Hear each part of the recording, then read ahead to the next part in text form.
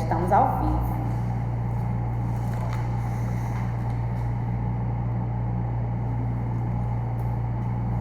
Olá, boa noite.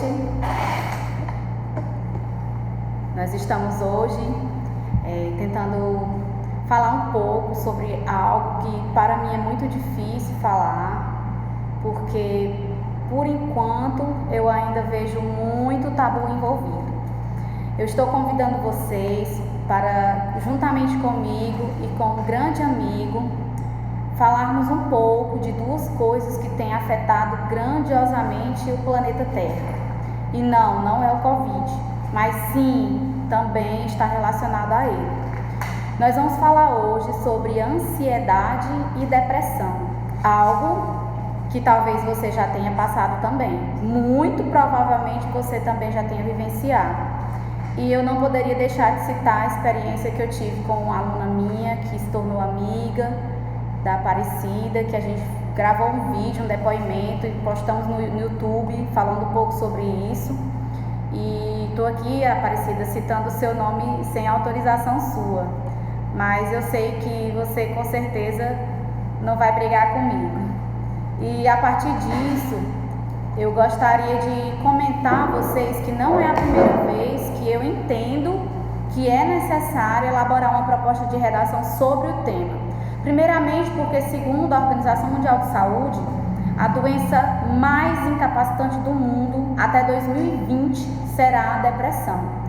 E ainda temos um dado extremamente alarmante. Houve um aumento entre 2005 e 2015 de 18%. São o número de pessoas no mundo que têm depressão. Em relação à ansiedade, o Brasil foi diagnosticado como o país mais ansioso do mundo, com uma taxa de 9,3% de sua população com a ansiedade patológica, que é o que a gente chama de transtorno de ansiedade. E que diante desses números e de muitos outros números escondidos, subnotificados, muitos choros abafados nos quartos, escondidos da família, dos amigos, do esposo, do namorado, da namorada, da mãe principalmente, nós temos uma realidade extremamente subnotificada. E para falar sobre isso, eu convidei alguém muito querido, alguém muito especial para mim, um rapaz que eu vi se formar, eu vi estudar ao longo desse tempo, e eu costumo dizer que foi essa pessoa que me fez acreditar na psicologia, porque até então, como muita gente descrê no tratamento, na terapia, no diálogo, e que foi essa pessoa, através do seu parecer técnico, que me fez acreditar que tudo isso era realidade, tudo isso era ciência. Então eu convido para falar com vocês o psicólogo clínico, psicólogo escolar e especialista em suicidologia, Ítalo Alexandre Alves. É um privilégio estarmos aqui juntos como profissionais, né, Ítalo? Boa noite a todos. Como a Rosiara já fez uma breve apresentação sobre a nossa live de hoje, o objetivo desse momento é a gente tentar desmistificar um conteúdo, um assunto tão relevante como ela mesma já colocou, e ao mesmo tempo, além de relevante, que tem crescido cada dia que passa. Eu gostaria de começar com vocês com a nossa temática. Nossa temática é falando sobre a ansiedade e depressão. E aí, nesse contexto da pandemia atual que a gente está vivendo, uma das coisas que eu mais ouvi falar desde a minha formação é que a saúde mental só se trata com a questão da medicalização, só se trata com a questão da patologia. E aí, com o decorrer do tempo, bem antes mesmo da minha qualificação, na minha primeira experiência na área de saúde mental, eu vi o quanto as crises elas têm aumentado cada dia que passa, o quanto os casos são subnotificados, o quanto é negligenciado esse público-alvo que está vivenciando isso. E é uma das coisas que eu tenho percebido agora. Quantas lives, quantos programas de televisão, quantos especialistas que estão discutindo, falando do isolamento social, falando um pouco realmente da depressão, dos sintomas emocionais, dos sintomas sociais. E eu pergunto, Será por quê? É porque é um tema recente? É porque é um tema que veio ser realmente privilégio nesse momento atual de pandemia? Ou são coisas indissociáveis? Eu paro para refletir enquanto psicólogo e profissional da área de saúde mental e avaliar que esse é um tema que deveria sempre estar, nós todos deveríamos estar atentos e em pesquisa e à tona. Mas será por que no período da pandemia? Justamente por ter afetado tantas pessoas. No nosso último estudo, que saiu aí na Associação Brasileira de Psiquiatria, ele veio nos relatar que 1/3 da população, até 50%, tem uma possibilidade, uma grande tendência a desencadear ou entrar num processo de crise nesse momento histórico que a gente vivencia. Falar da pandemia do Covid-19 se torna algo novo, porque é um vírus novo para a medicina e para a nossa realidade não só nacional, mas mundial. Mas a gente já vem vivenciando diversas crises e desastres a nível nacional e a nível mundial. A gente teve o Ebola, o H1N1, o Zika vírus, entre outras catástrofes naturais que a gente tem vivenciado. E aí, como é que a psicologia, como é que o profissional da área de saúde mental, como é que os profissionais da área da saúde, terapeutas, psicanalistas, psicólogos, assistentes sociais e psiquiatras têm encarado? Será que nós estamos preparados para lidar com essas novas demandas? Como é que essas demandas chegam para a gente? Para a gente começar o nosso momento, vamos parar para refletir. Como é que a gente lidar quando a gente recebe um não? Como é para a gente receber uma situação de negação ou uma situação que estava tudo estável e de uma hora para outra acaba desabando o seu mundo? Como é que você encara? Como tem sido para você, durante esse período da tão conhecida quarentena, estar na sua casa, de volta ao seu convívio social, não, de volta ao seu convívio familiar? Como é para você encarar essa nova realidade de solidão ou postura de solitude? E há muito tempo eu escuto na clínica dos meus pacientes e familiares: Ítalo, eu não tive tempo para pensar sobre isso. Ítalo, eu não fiz essa atividade porque eu não tenho tempo para nada. A minha vida é bastante corrida. Aí eu pergunto para vocês, será se realmente era falta de tempo? E agora que a gente está tendo tempo, eu faço uma pergunta: como você tem encarado e usado o seu tempo? Pessoal, eu digo, a maioria continua angustiado, frustrado e sem saber lidar com todas essas circunstâncias e situações. Uma das coisas que a gente precisa parar para avaliar na boca da sociedade é que eu sou ansioso.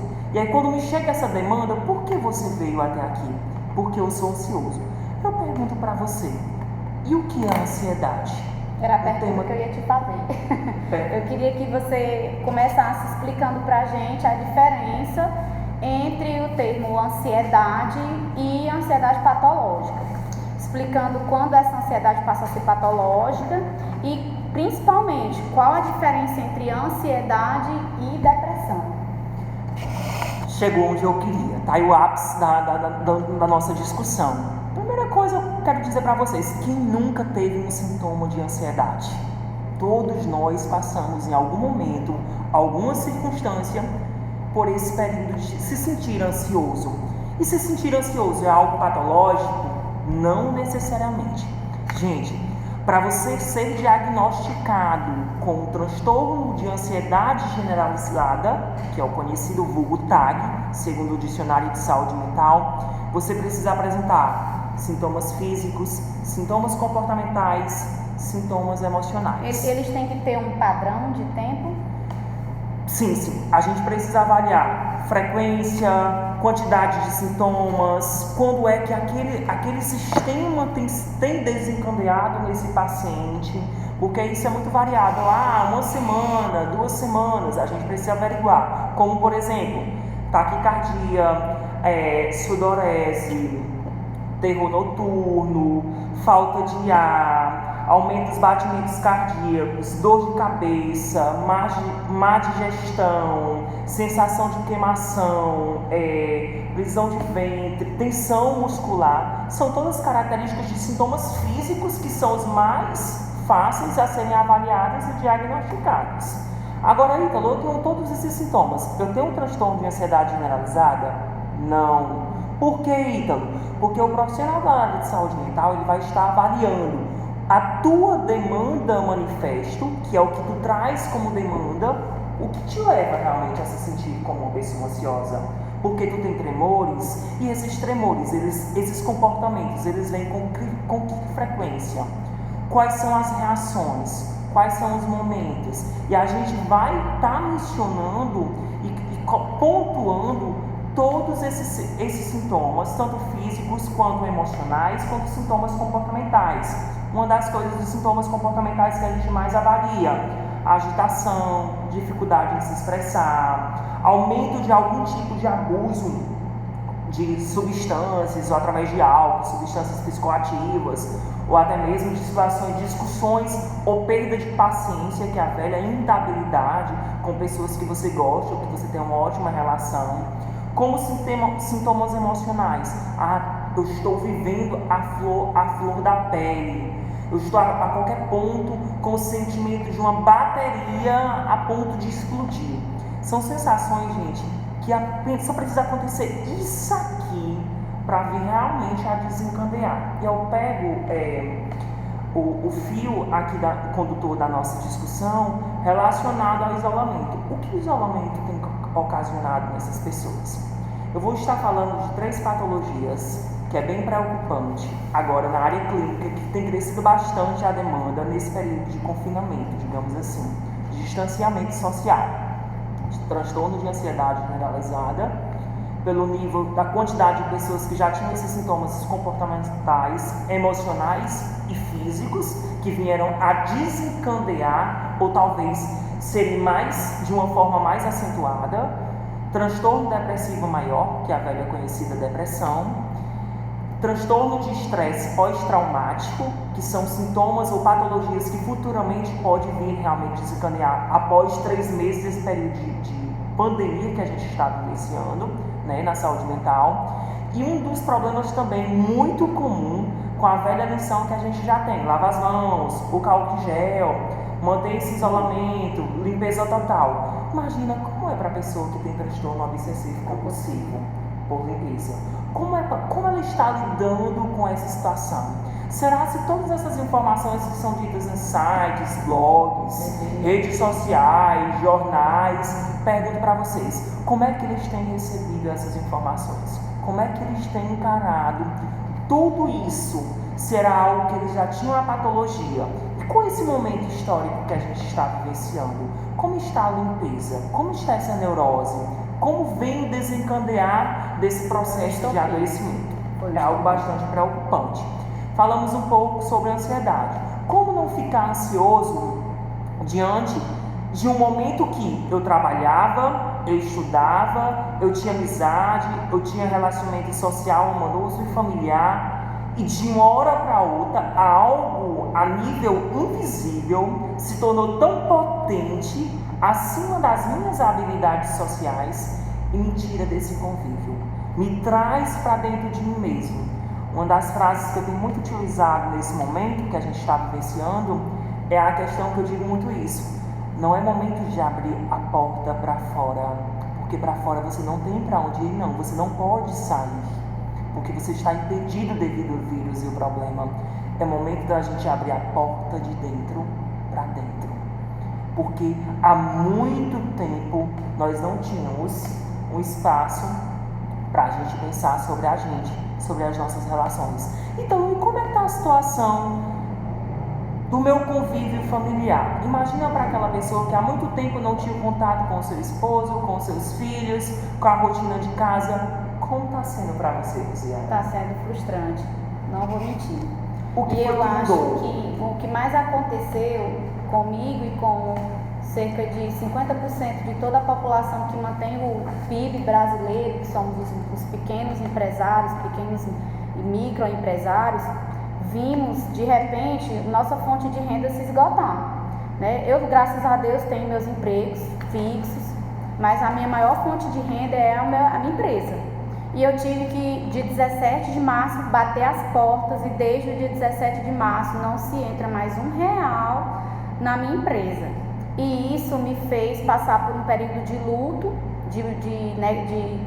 não sei dizer, não sei explicar, mas de muito choro.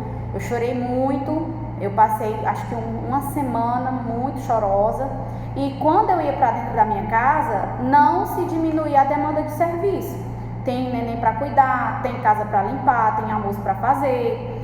E tudo isso me fez me sentir um pouco improdutiva, porque eu fazia todas essas tarefas e pensava, isso não me dá dinheiro, não é isso que me dá dinheiro. Porque normalmente eu trabalho em algo que é rentável, financeiramente me dá um retorno. E quando eu me vi passando o dia inteiro cuidando de casa, cuidando de criança e produzindo muito pouco, eu me senti uma inútil, eu me senti uma transtornada, eu fiquei totalmente fora de controle emocional e só isso que me dava na cabeça, choro, choro e choro. E eu não sabia o que eu estava passando, nem o que eu estava sentindo. Se era ansiedade, se era depressão, eu nomeei posteriormente isso de período de luto. Estou passando por um luto, porque foi isso que aconteceu com o meu curso. Eu tive que fechar as portas e me refazer. E para me refazer, eu tive que negar muito, porque toda vez que eu ia filmar, gravar um vídeo para lançar minha plataforma online, eu ficava pensando, meu Deus, mas eu gosto dos meus alunos, eu quero meus meninos aqui. E aí eu entrava nesse curso, ligava a câmera e começava a chorar porque estava vazio e não tinha ninguém. E é tão legal quando a pessoa conversa pessoalmente, de repente eu tenho que falar com eles por vídeo e começar a angariar novamente os clientes que eu já tinha.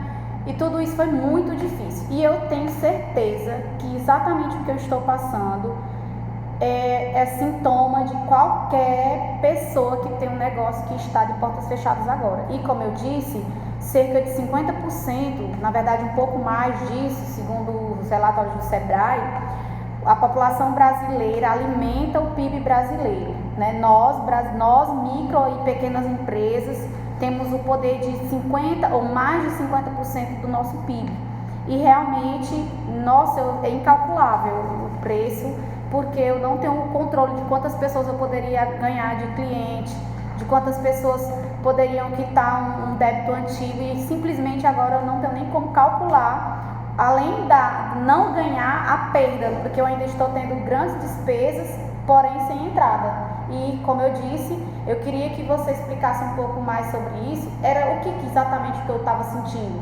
O que é enfrentar a família como se ali fosse um lugar que não é o seu lugar, porque não é aquilo ali que lhe dá renda.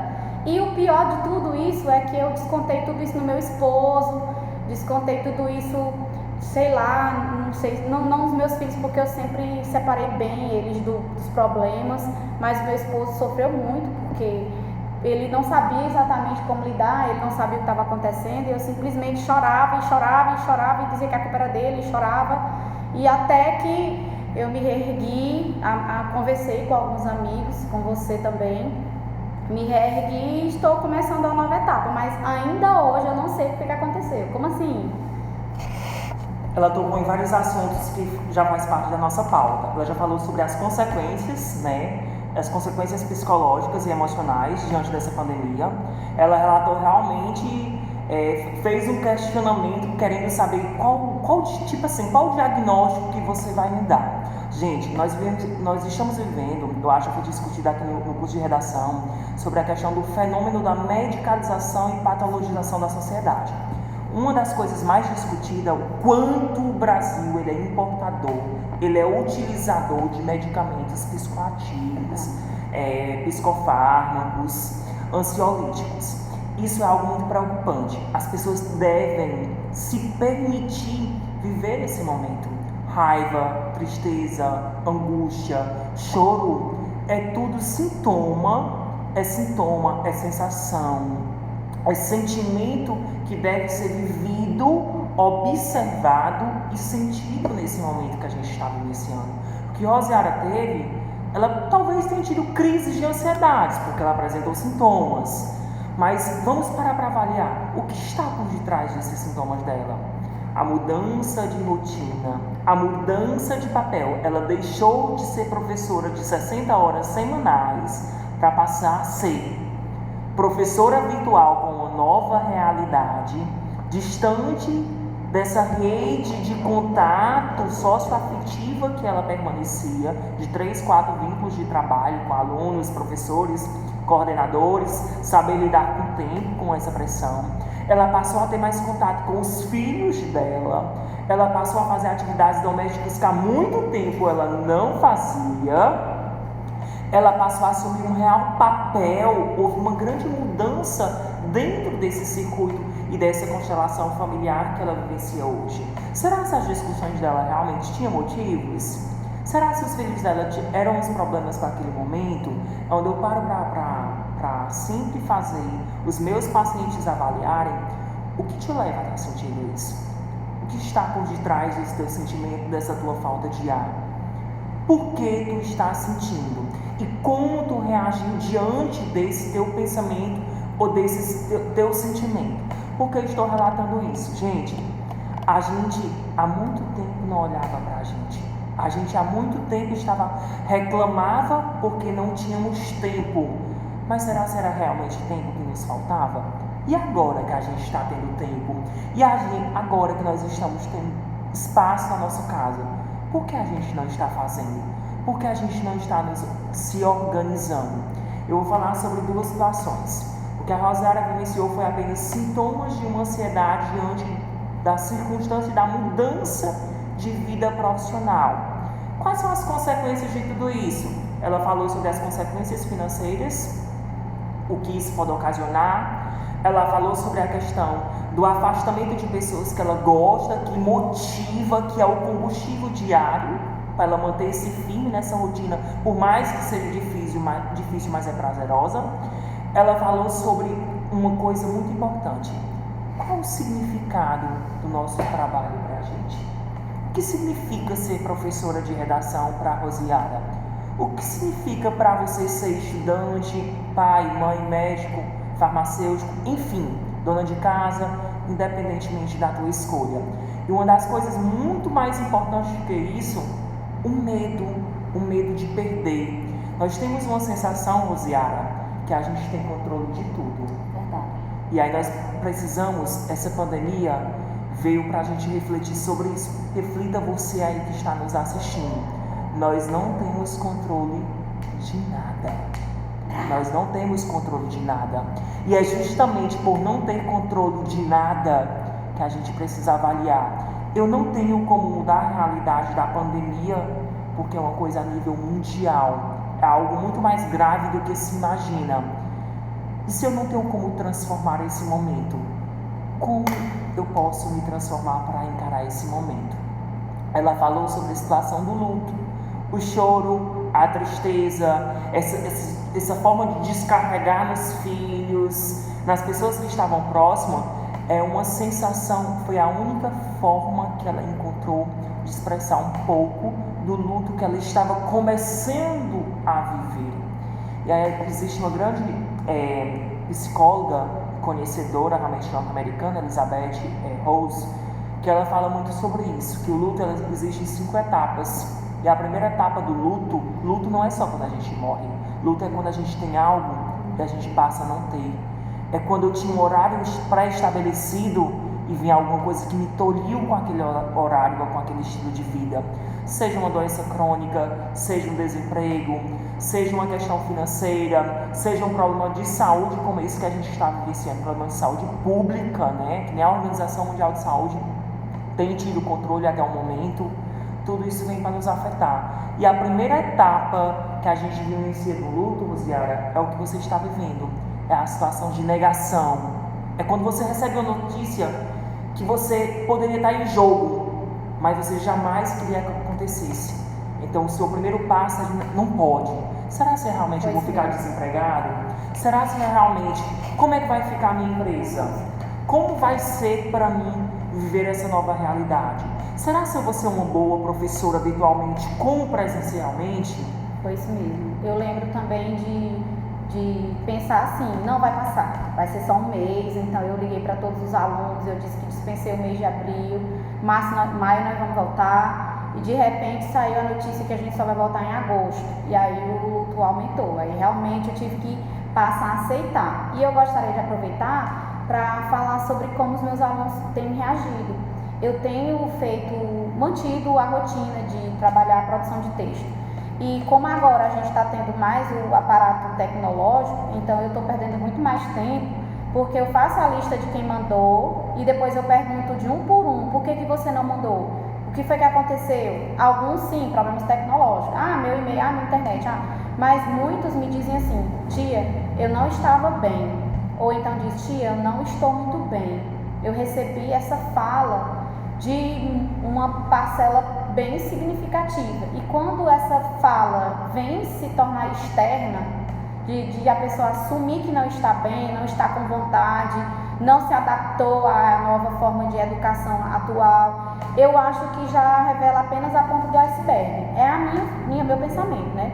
Então eu estou muito preocupada com excelentes alunos que eu tenho e que não estão me produzindo, não estão mandando as redações para mim por não estarem bem. E eles revelam assim, eu não estou bem. Hoje eu vi a fala de um grupo, um dos alunos líderes da turma, um dos mais, como se diz assim, um dos mais inteligentes da turma, afirmando, gente, olha, não sei como vocês estão, mas eu ainda não estou muito bem, mas vamos lá. Ele querendo animar, mas mostrando que ele mesmo estava desequilibrado Então eu fico me perguntando se, em primeiro lugar, você acha que as pessoas reconhecem o motivo da sua dor. Por exemplo, para eu parar um momento e não achar que a culpa era do meu esposo e sim do que eu estava passando, e eu era quem estava descarregando ele, eu tive que passar por esse processo do que você mesmo já me ensinou, de ressignificar o momento. Eu aprendi muito isso com você, de que a gente precisa parar e pensar onde é mesmo que está doendo, porque até então a gente só faz vomitar em outra pessoa. E foi onde eu dei um freio assim, parei a pensar, o que é que mesmo me faz chorar? Ele é tão ruim assim pra mim? Na verdade, Ave Maria, pelo contrário. E eu tive que enxergar onde eu precisava me equilibrar. Eu não sou muito boa em tecnologia, né? Eu e a nossa geração pra cima todinha. E quando a escola falou que a gente tinha que usar um aplicativo de vídeo, aula, conferência ao vivo, e a outra disse que a gente tinha que gravar e editar vídeos, eu nunca aprendi a editar vídeos. Eu tive que chorar muito para depois me convencer que eu tinha que aprender a editar vídeos. Então eu comprei um programa, passei a noite inteira mexendo em todos os botões que tinha naquele programa, todos os links, todos os cliques, para poder aprender a ralamente assim por cima a editar um vídeo, a fazer um corte, a acrescentar uma imagem, uma legenda, enfim, coisas simples, mas que eu não sabia. E tudo isso me fez negar muito. E da mesma forma, os meninos estão sentindo essa dificuldade em estudar pelo computador e se negam, porque eu não tenho celular, porque a minha internet é ruim, porque o problema é XYZ, quando na verdade é uma negação própria. Então a pergunta assim, para finalizar a fala, é assim: você acha que as pessoas reconhecem onde realmente está o centro da dor? Bem complexo, mas importante para esse momento, principalmente para todos os alunos. Olha só, gente. Contexto escolar, eu acho que um dos contextos mais afetados por essa pandemia, tirando a questão financeira. Uma das coisas que a gente precisa avaliar, ela falou sobre a questão, olha o quanto. Ela passou pelo momento de negação, ela teve com muita raiva, um sentimento de raiva, porque isso está acontecendo nesse momento, até chegar um momento que ela trouxe a questão da barganha. Como barganhar? Poxa, eu não sei editar vídeo, eu nunca fui boa em mídias sociais, como é que vai ser isso para mim? Até o momento que ela relatou, será? Não vai durar um mês, vai chegar o momento que a gente vai voltar para o curso. Acaba acontecendo que eu volto à minha fala, chegou órgãos, circunstâncias, estatísticas que vem aumentando cada dia que passa, para mostrar para ela que aquele pensamento que ela estava criando não passava de um pensamento limitante, que você não iria voltar agora como esperado para o seu curso, para as suas aulas presenciais. E aí, como foi? Ela já teve um mecanismo. A Rosária, ela teve um mecanismo de defesa. Como é para a psicologia esse mecanismo de defesa? Não posso ficar desempregada, eu sou professora, eu continuo com as minhas competências, mas eu preciso ver onde é que eu preciso otimizar. E o que foi que ela utilizou? ela tentou se qualificar, ela tentou fazer cursos de novos vídeos, de como realmente melhorar na parte digital para tentar ofertar. Foi o suficiente? Talvez ainda não, mas ela já tem pensado, deixado o pensamento limitante e passado para a ação, que ela já passou da negação, da raiva, da barganha. Tem um período depressivo até entrar na última etapa do processo de luto, que é a própria aceitação. Gente, todo mundo vai passar por essas etapas e vai conseguir? Não necessariamente, mas é importante a gente focar que as mudanças, elas são drásticas, elas são catastróficas. Mas eu lembro muito bem que um dos temas mais discutidos na semana pedagógica, quem é docente, discente, foi a questão da inteligência emocional. Verdade. É muito discutido relações interpessoais e inteligência emocional.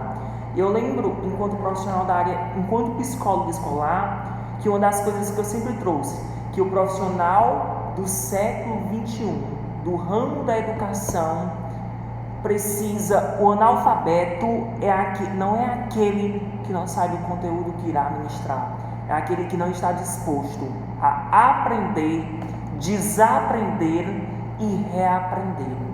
É um novo capítulo, é uma nova realidade, é um novo desafio. Ítalo, quando se trata de um sentimento que está passando muito na minha cabeça, de medo, como vai ser o Enem? Como vai ser as próximas aulas? Sou aluno do terceiro ano. Como é que eu vou encarar? Logo no terceiro ano vem essa bomba. Muito legal. Logo no meu terceiro ano, e aí começam esses pensamentos e essas distorções cognitivas. Eu não vou aprender, não vai dar certo, a concorrência é muito grande. Aí eu pergunto, e o que você tem feito com a educação à distância? E o que você tem feito com as aulas que estão disponíveis de forma remota? Qual é o seu sentimento? Como você tem encarado? A Rosiara, eu vou extrair o que eu tenho de positivo dela.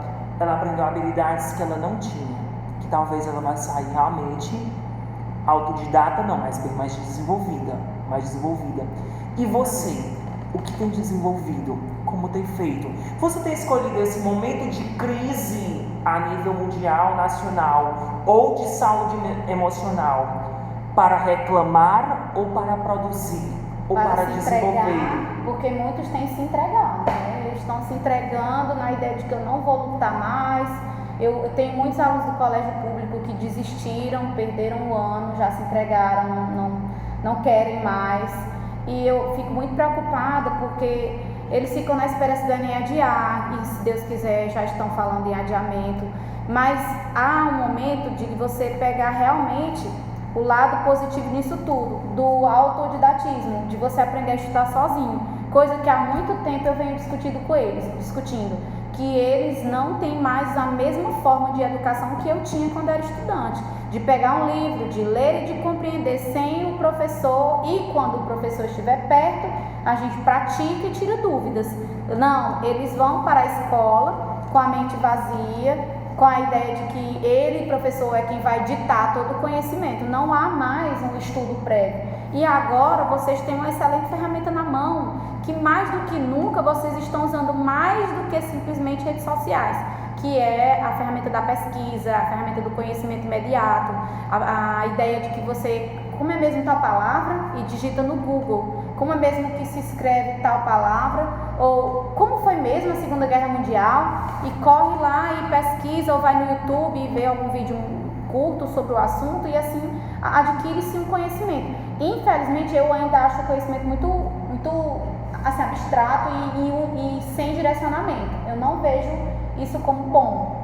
E aí entra, Rosiara, isso que vocês estão me trazendo, a qualidade, e uma das coisas que a gente já se discute, na possibilidade não, que já é algo realmente que nós já estamos vivenciando, do crescimento do ensino à distância. Sim. O projeto realmente do próprio Ministério da Educação é da grande possibilidade, uma boa parte dos cursos futuramente, num futuro não muito distante, se tornarem metade da grade, vai se tornar à distância. Vai ser realmente à distância. Vai ser a partir de 2019, houve uma aprovação, até pelo nosso presidente, de que há uma possibilidade de que 20% do conteúdo do ensino regular diurno possa ser à distância. cerca de 30% do conteúdo do ensino regular noturno pode ser à distância e cerca de 70% do conteúdo para a educação de jovens e adultos pode ser à distância.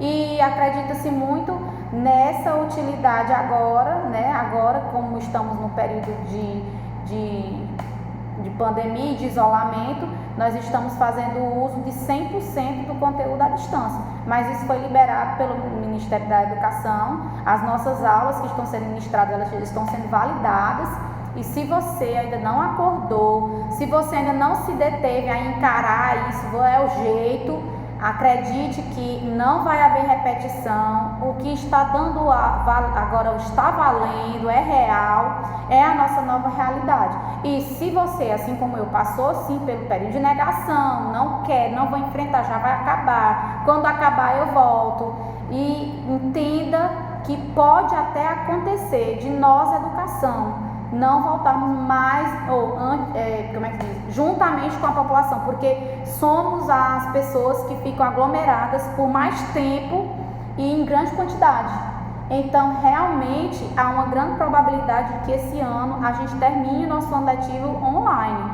Então, se acomode, puxe sua cadeirinha de youtuber e se acomode para estudar suas videoaulas e para além da videoaula, estudar sozinho. Mas eu gostaria de levar agora o nosso direcionamento para a questão perdas. O que de fato ser ansioso, fisicamente falando, ou emocionalmente falando, financeiramente, não sei, ou em relação, qual é realmente a perda da doença? Eu quero trazer uma comparação. Por exemplo, se eu tiver um acidente de trânsito em que meu braço, minha perna fique inutilizado, eu tenha que fazer a cirurgia de corte, de extração do meu, eu vou perder um membro, né? Ou se eu tiver uma poliomielite ficar tetraplégico, paraplégico, eu vou perder a locomoção. Mas qual é a perda da ansiedade e da depressão? Entendeu a minha pergunta? Acho que consegui compreender. Em números, como toda e qualquer doença, a gente já tem se discutido com todos os profissionais da área de saúde, né? O que é ter saúde? É ter um bem-estar físico, social, psicológico e espiritual. Por que a gente discute isso hoje na atualidade? A pandemia é gerada por um vírus que vai gerar um problema de ordem, um problema de ordem biológica. E tendo como consequência, não menos nem mais importante, como referência, um problema de um transtorno, que pode ocasionar um transtorno de ansiedade generalizada, um transtorno de estresse pós-traumático, uma depressão. Eu digo, imagina como é, gente, com as novas habilidades, com o que é exigido, com as novas profissões que estão surgindo no mercado de trabalho. Me diz como é para uma pessoa que tem transtorno depressivo maior, vulgo depressão, como é para ela ter que ficar à frente de uma entrevista, passando por 2, 3 etapas para que ela seja admitida em uma empresa. Como é para uma pessoa ansiosa ter que trabalhar numa situação de pressão da sociedade, do gestor, com metas? Como é para o estudante, aquele estudante que pretende fazer psicologia, medicina, farmácia, independentemente do curso, está hoje na sua cadeira de casa, assistindo os telejornais e vendo só notícias ruins e as estatísticas aumentando? Como é que ele encara? A primeira coisa que eu peço é que vocês precisam de um grande critério: autoconhecimento. Se você se conhece, se vê como uma pessoa nervosa, que se abala com facilidade, que tem dificuldade de sono, que se afeta muito com as situações e com as circunstâncias que estão ocorrendo ao seu redor, não só da pandemia, mas da sua realidade mesmo que você vivia, se afaste. Tente ser um filtro. Existem 3 critérios das distorções cognitivas, Rosiara, que podem facilitar para reduzir um pouco dessas crises de ansiedade, desse quadro depressivo. Primeiro é o filtro mental. Qual é o filtro mental? Ele serve para quê? Ele serve para a gente avaliar. Eu estou aqui assistindo um determinado jornal, saio do jornal, 1h30 de jornal, estão falando só e somente só da situação agora. Desemprego, fome, miséria, Crise. escolas paradas, crise econômica, entendeu? Dificuldade de transporte, dificuldade realmente da situação de saúde pública para conseguir um hospital, uma vaga, um atendimento e tudo mais. Quando eu saio daquele momento que eu estou assistindo, eu entro no meu celular e entro no Instagram, existem de 10 postagens, 7 postagens são relacionadas às estatísticas, seja elas municipais, estaduais ou até mesmo federais. Eu pergunto para você, gente, não há uma pessoa com uma sanidade mental saudável que não venha a ser afetado de ter um sentimento de raiva, tristeza, medo ou de terror. Quais são, o que isso pode afetar totalmente na sua vida, na sua relação social, como você vai voltar quando você voltar. Não existe nada mais desgastante, Rosiara, e mais preocupante, e como consequência desses dois problemas que você me perguntou, do que a gente, não, além de não ter o controle, a gente não ter a possibilidade de saber quando isso volta, como isso vai voltar, como essas pessoas vão voltar. Que eu falo muito que eu me preocupo com a pandemia, mas eu me preocupo mais ainda com as consequências da pandemia. Só para vocês terem noção, gente, na última semana, a quantidade de pessoas com ideações suicidas tem aumentado aqui no estado do Piauí. Isso, quando chega lá na notificação, chega notificação de tentativa de suicídio, mas não é avaliado o momento histórico, social e econômico. Como é que uma pessoa desempregada, ela está com a sua saúde mental? Como é que aquele pai de família, que é o sustentáculo daquela esfera familiar que ele vive, se encontra nesse momento esperando. Só complicado, é delicado. Então, gente, igual a doença física tem as consequências do tempo e ao retorno, a doença psicológica ela não é diferente. De ordem emocional, pelo contrário, ela é mais drástica, ela é mais preocupante, porque cada ser há uma manifestação de forma única e singular. Mas eu conheço pessoas que estão como se nada tivesse acontecido. Eu vejo pessoas que estão com uso abusivo de álcool e outra substância. É uma forma de fuga, é um mecanismo que ele está encontrando, desenvolvendo para tentar encarar aquela situação. E você, então, enquanto psicólogo que orienta, vamos avaliar a tríade cognitiva. Quais são os seus pensamentos, o que vem na sua memória? Eu vou ficar desempregado. Por quê? Porque a minha empresa está praticamente fechando. Devido a quê? A pandemia. Tá certo? Esse é o pensamento de desemprego. Qual é a emoção que você sente em pensar que vai ficar desempregado? Tristeza, angústia, raiva, desespero, frustração, sensação de engasgo, agonia, falta de apetite, distúrbio no sono. Isso é o que, gente? Isso são sintomas físicos que eu estou trazendo para você com reações comportamentais que desencadearam diante da circunstância do pensamento de desemprego. Aí eu já falei, pensamento, as emoções que você passa a sentir e quais são os sentimentos de raiva, de impotência, de não poder fazer nada, de não ter controle. Só esperar. E como você encara toda essa situação? Como é que é encarado? Existem duas situações quando você está no momento de guerra. Eu falo muito que as pessoas falam do sentimento de medo. Medo da morte, medo de ser contaminado pelo Covid, medo de tudo. Aí eu pergunto para vocês, o medo eu vejo como um sentimento positivo e como um sentimento negativo. Mas o medo ele faz parte realmente do ser humano, do animal, né? O medo a gente precisa averiguar. Quando você está numa sensação de medo, seja ela de assalto, de morte, eu pergunto, como você reage? Você só tem dois caminhos. Ou você parte para a luta, ou você parte para fugir, para correr.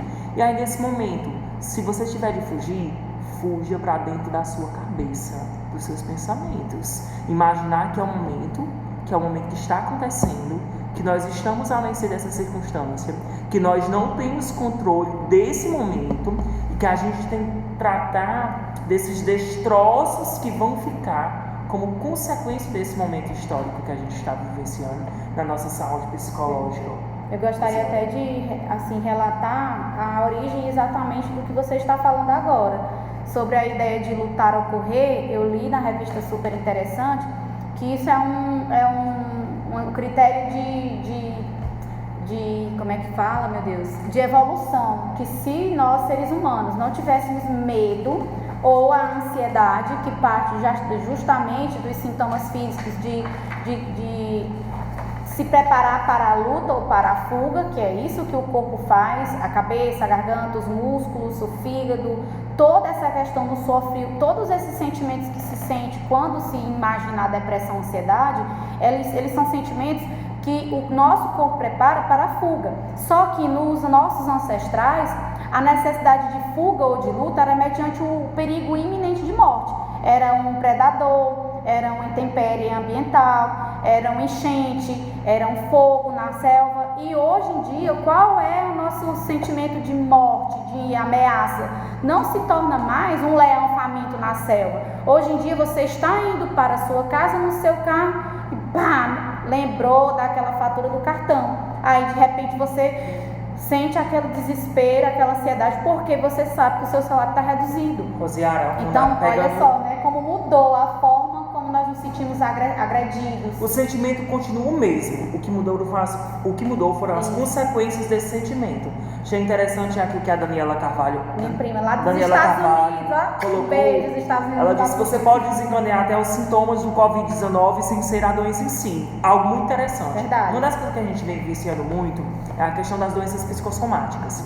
E eu falo muito que quando o que a boca não fala, o que você não consegue transcrever em palavras, o teu sintoma, ele pode vir em processo de adoecimento. Quantas pessoas, eu tenho vários colegas na área da saúde que estão trabalhando nessa linha de frente da pandemia, enfermeiros, médicos, e eu tenho escutado bastante quantas pessoas que chegam com falta de ar, quantas pessoas que chegam com quase os mesmos sintomas do Covid-19, mas que quando a gente vai avaliar não passa de uma crise de ansiedade. E o que é que isso tem a ver? Justamente a dificuldade que as pessoas têm em mencionar os seus sentimentos, então, os seus sofrimentos. De toda essa lição da conversa de hoje, eu acho que o nome principal para que a gente possa equilibrar tudo isso é o nome autoconhecimento, que foi uma expressão que você falou e que antes disso, em conversas nossas, você já tinha direcionado essa expressão para mim, para ressignificação. Eu acho bonita essa palavra e dei valor a esse tipo de atitude, de pegar um momento que foi traumático e passar a tentar reelaborá-lo, a ressignificá-lo. E eu gostaria que você finalizasse a fala, porque só se você finalizar a sua fala, abordando essas duas expressões que para mim foram a válvula de escape para que eu pudesse entender a mim mesma, equilibrar novamente tudo aquilo e dar o passo para frente, encarar, que é o autoconhecimento e a ressignificação. Eu deixo a palavra com você agora. Eu espero que o seu medo, o medo do momento que você pare para avaliar, que tentar transformar esse pensamento catastrófico num pensamento produtivo, um pensamento realmente, essa distorção cognitiva, que ela possa realmente vir a crescer de forma positiva. O momento é delicado, requer realmente muito cuidado sobre os nossos pensamentos, sentimentos, sobre a mudança dos papéis diante desse seu papel profissional, seu papel familiar, mas antes de qualquer coisa a gente precisamos avaliar. Eu sempre digo muito que é mais fácil, a Rosiara sempre pede para me finalizar, e eu trago muito essa frase. Eu sempre digo que é mais fácil a gente construir do que reconstruir. Então tome muito cuidado com os danos, com a sua produção, com o seu lixo emocional que você anda acumulando durante esse período de pandemia do Covid-19. Pessoal, nós não só estamos vivendo uma crise a nível de saúde, a gente está vivendo uma crise humanitária. Isso vem partindo, não é de hoje, é de muito tempo. A gente precisa avaliar que além da pandemia, a ansiedade, a depressão, os transtornos psicológicos, eles vêm de forma avassaladora, nos tolhindo do mercado de trabalho, da nossa família, dos nossos filhos, da nossa sociedade. A nossa maior crise é uma crise humanitária. quando você passa a ver a dor do outro, a informação do outro, e você não se sensibiliza com aquela circunstância e com o momento que a gente está passando, é sinal que quem precisa de cuidado não é quem está sofrendo, é você que sofre e não avalia o quanto está sofrendo. Uma das coisas a serem avaliadas, eu sempre digo muito isso, que mais do que nunca nós precisamos ser empáticos. Que você possa ser empático com a dor do outro. Evite o isolamento. Ele é um isolamento físico, mas não emocional. Ele é um isolamento que faz com que os nossos idosos, tios, avós, vocês que estão aí bem distante aí de várias pessoas que vocês gostam, que amam, muitos profissionais ou pessoas tiveram que manter-se distante, até dos integrantes de casa. Avalie esse momento, que esse distanciamento a gente possa voltar, e quando voltar, a gente volte com a força motriz, com mais motivação, com mais sentimento, e que a gente possa ressignificar da melhor forma possível. O momento é momento de reflexão. Sempre discutem muito na clínica, Rosiara, que não se tem tempo. Eu não faço porque não tenho tempo. E aí, para a gente finalizar, eu gostaria de agradecer a professora Rosiara por esse momento e dizer para vocês que empatia é tudo. Nós não temos como conscientizar as pessoas se protegerem, porque eu parto do princípio da psicologia social, que consciência, para mim, conscientizar o meu vizinho é como se eu fosse colocar nele um sentimento e uma preocupação e percepção que é minha. E o momento é preciso consciência coletiva. Caso contrário, a gente não chega onde a gente realmente precisa. A gente precisa se sensibilizar com o momento que a gente passa. Gente, foi muito bom estar com vocês, com a professora Rosiara, sempre produtiva as nossas discussões. Eu queria agradecer a todos os coraçõezinhos que chegaram até aqui, desse ladinho direito aqui, tem vários, e os comentários que vocês fizeram a meu respeito, a respeito do Ítalo, com muito carinho agradeço e me faz sentir mais perto, né? Nós estamos pensando na próxima semana de termos uma outra conversa, ainda estamos apontando qual é a temática, e eu gostaria de finalizar dizendo a vocês que agora o meu curso é online. Eu estou com a plataforma que estamos discutindo temas e produzindo textos, e os alunos que assistem aos vídeos escrevem sua produção e eles enviam para mim por e-mail. Eu estou corrigindo e devolvendo. E as propostas, como vocês já conhecem, são propostas bem inusitadas, bem diferentes das que se encontram na internet. São feitas exclusivamente por mim, para a plataforma, e eu gostaria de convidar vocês a conhecer. Se tiverem interesse, chama no privado que eu mando o link, tá bom? Então, até a próxima semana. Um beijão. Obrigada por todo mundo ter assistido, tá? Obrigada por todos que assistiram. Eu gostaria que você refletisse nesse momento. E se você não existisse, que falta faria? Uma boa noite.